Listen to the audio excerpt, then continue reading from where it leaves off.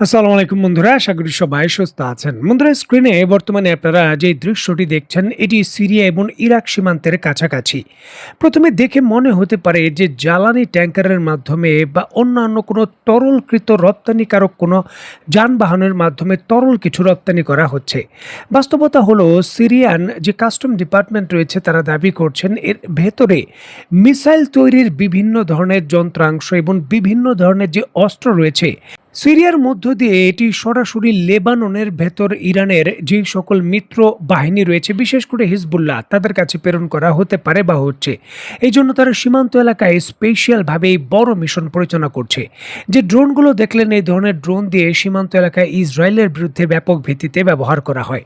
এবং পূর্বে যখন যুক্তরাষ্ট্রের সামরিক বাহিনী এই অঞ্চলের এই মেন রোডটিতে পাহারা দিত, তখন কিন্তু যে কোনো ধরনের সরঞ্জাম প্রেরণ করা অত্যন্ত জটিল বিষয় ছিল।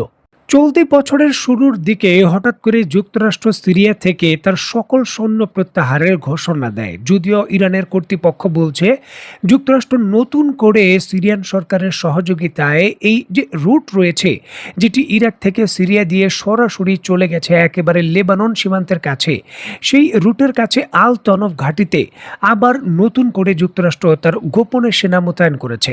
যদিও যুক্তরাষ্ট্র এই দাবি অস্বীকার করেছে, তবে সেখানে নতুন সামরিক উপস্থিতি রয়েছে যা সরাসরি ইরানকে যে কোনো ধরনের সহযোগিতা করতে লেবাননের ক্ষেত্রে বাধা দিচ্ছে। আর ঠিক এমতো পরিস্থিতিতে নতুন করে টানা ষষ্ঠ দিনের মতো যুক্তরাষ্ট্রের বিরুদ্ধে ইরান যে হামলা করেছে তার অংশ হিসাবে, সারপ্রাইজ অ্যাটাকের অংশ হিসাবে সিরিয়ার ভেতর যুক্তরাষ্ট্রের আল তনফ ঘাঁটিতে এইবার সর্বপ্রথম হামলা করা হয়েছে। যদিও এই হামলার সরাসরি ভিডিও ফুটেজ সংগ্রহ করা সম্ভব হয়নি, তবে নিশ্চয়ই দেখতে পাচ্ছেন রয়টার্স থেকে শুরু করে মিডল ইস্ট মনিটর বা মেহের নিউজ এজেন্সি থেকে শুরু করে বাংলাদেশের সংবাদ মাধ্যম, সকল সংবাদ মাধ্যমে অত্যন্ত গুরুত্বপূর্ণভাবে এই হামলার কথা বলা হয়েছে। মুহুর্মুহুর হামলা করা হয়েছে সিরিয়ার যুক্তরাষ্ট্রের এই ঘাঁটির ভেতর, এবং ইরান দাবি করছে এই হামলায় যুক্তরাষ্ট্রের সেনা সদস্যদের ভালো ক্ষয়ক্ষতি হয়েছে।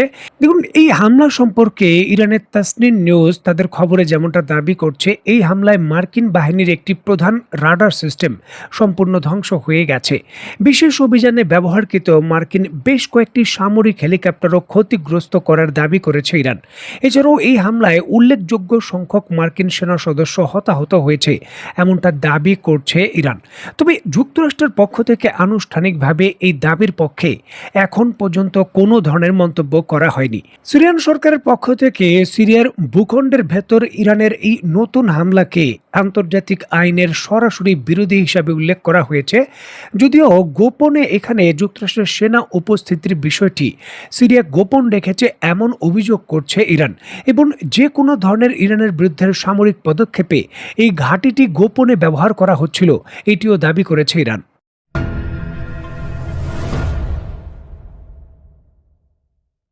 দেখুন, ইরানের বিরুদ্ধে নতুন এই হামলা শুধুমাত্র যুক্তরাষ্ট্র নয়, গোপনে আরও কয়েকটি দেশ যুক্ত হয়েছে এমনটা অভিযোগ উঠেছে। স্ক্রিনে নিশ্চয়ই আপনারা দেখতে পাচ্ছেন সংযুক্ত আরব আমিরাতের মতো দেশ তাদের নিজস্ব তৈরিকৃত ড্রোন সিস্টেম দিয়ে ইরানের বন্দর চাবাহারে হামলা করেছে, এমনটাই কিন্তু অভিযোগ উঠেছে। স্ক্রিনে বর্তমানে আপনারা যে হামলার দৃশ্যটি দেখছেন, এটি একেবারে পারস্য উপসাগরের আকাশ থেকে একটি ড্রোন সরাসরি ইরানের যে চাবাহার পোর্ট রয়েছে তার দিকে এগিয়ে যাচ্ছে। হামলার বিষয়গুলো স্বাভাবিক মনে হলেও ড্রোনটি কিন্তু স্বাভাবিক নয়। পরবর্তী সময়ে এই ড্রোনটির যে একটি রেপ্লিকা বা বিস্ফোরিত হয়নি এই ধরনের একটি ড্রোন যখন সরাসরি ইরানের হাতে পড়ে, তখনই কিন্তু বোঝা যায় এবং শনাক্ত করা যায় এটি সংযুক্ত আরব আমিরাতের তৈরিকৃত যে R2 ড্রোন রয়েছে সেই ড্রোন।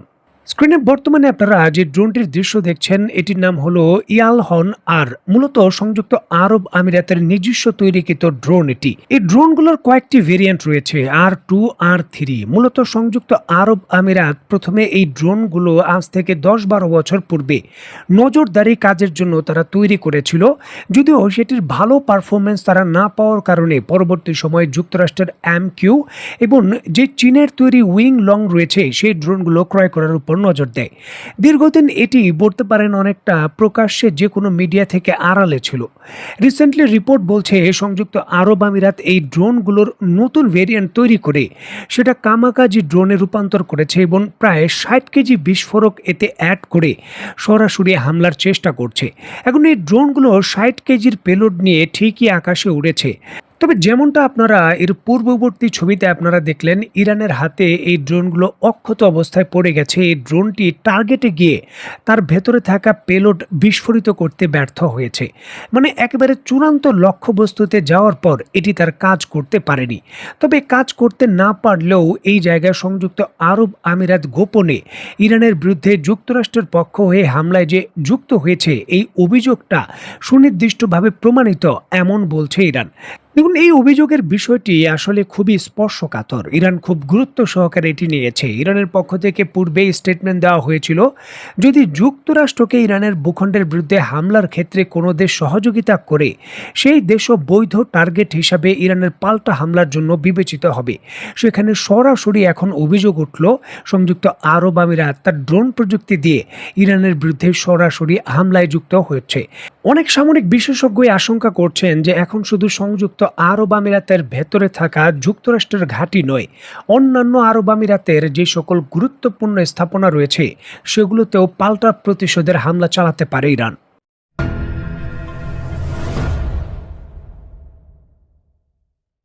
মধ্যপ্রাচ্যের কয়েকটি দেশের ভেতর অবস্থিত যুক্তরাষ্ট্রের সামরিক ঘাঁটিতে ইরান হামলা করেছে। হামলা হয়েছে ব্যালিস্টিক মিসাইল, ক্রুজ মিসাইল এবং ড্রোনের মাধ্যমে। তবে এখানে অত্যন্ত গুরুত্বপূর্ণ বিষয়ে এই নতুন হামলায় এখন পর্যন্ত ইসরায়েলের মূল ভূখণ্ডকে যুক্ত করেনি ইরান। মানে ইসরায়েলের মূল ভূখণ্ডে এখন পর্যন্ত হামলা করা হয়নি। দেখুন, চুক্তির সমঝোতা অনুযায়ী ইসরায়েল লেবাননের সঙ্গে যুদ্ধবিরতি অনেকটা মেনে চলছে এবং লেবানন থেকে ধীরে ধীরে সেনা প্রত্যাহার করবে, এর অন্যতম সমঝোতা ছিল সেটি, যার জন্য সরাসরি ইসরায়েলকে হামলার টার্গেটে এখন পর্যন্ত অন্তর্ভুক্ত করেনি ইরান। তবে এটি যে কোনো মুহূর্তে হতে পারত বা হতে পারবে, এমনটা কিন্তু আশঙ্কা করছিল অনেকেই, আর সেটি হয়তো এখন ত্বরান্বিত হয়ে গেল। এবং যুক্তরাষ্ট্রের তীব্র আপত্তি এবং যুক্তরাষ্ট্রের নিষেধাজ্ঞাকে অনেকটা উপেক্ষা করে দক্ষিণ লেবাননে নতুন সামরিক চৌকি স্থাপন করছে ইসরায়েল। এবং বিষয়টি নিয়ে বর্তমানে তীব্রভাবে বলতে পারেন উত্তেজনা আরও বেড়ে গেছে। দক্ষিণ লেবাননের বিশেষ করে কয়েকটি গুরুত্বপূর্ণ স্থাপনার ভেতর ইসরায়েল তার সামরিক স্থাপনা তৈরি করে স্থায়ীভাবে দীর্ঘ সময়ের জন্য সেখানে অবস্থান করতে চায়। মজার ব্যাপার হলো যে এই বিষয়গুলোকে কেন্দ্র করে লেবাননের সরকারের পক্ষ থেকে আনুষ্ঠানিকভাবে এখনও বড় কোনো প্রতিক্রিয়া আসেনি, যেখানে লেবাননের সরকার ইসরায়েলের সঙ্গে স্থায়ীভাবে নিজেরাই কিন্তু যুদ্ধবিরতির চুক্তি করেছে। এখন লেবাননের সরকার, যারা পশ্চিমা এবং বিশেষ করে আরব দেশগুলোর অনেকটাই মদতপুষ্ট, তারা যখন এই বিষয় নিয়ে এখনও আপত্তি বা বড় কোনো সামরিক পদক্ষেপের কথা ভাবছে না, তখন লেবাননের হিজবুল্লাহ বা ইরান আসলে এই ইস্যুটিকে কেন্দ্র করে কি পদক্ষেপ নেয় সেটি দেখার বিষয়। তো বন্ধুরা, অত্যন্ত গুরুত্বপূর্ণ এই বিষয়গুলোকে কেন্দ্র করে আপনি ব্যক্তিগতভাবে কি মনে করছেন তো অবশ্যই কমেন্ট বক্সে লিখবেন। তো বন্ধুরা, আজকের মতো বিদায়। নতুন কোনো ভিডিও নিয়ে আবার দেখা হবে। সেই পর্যন্ত সবাই ভালো থাকবেন, সুস্থ থাকবেন এবং বাংলাদেশকে ভালোবাসবেন। আল্লাহ হাফেজ।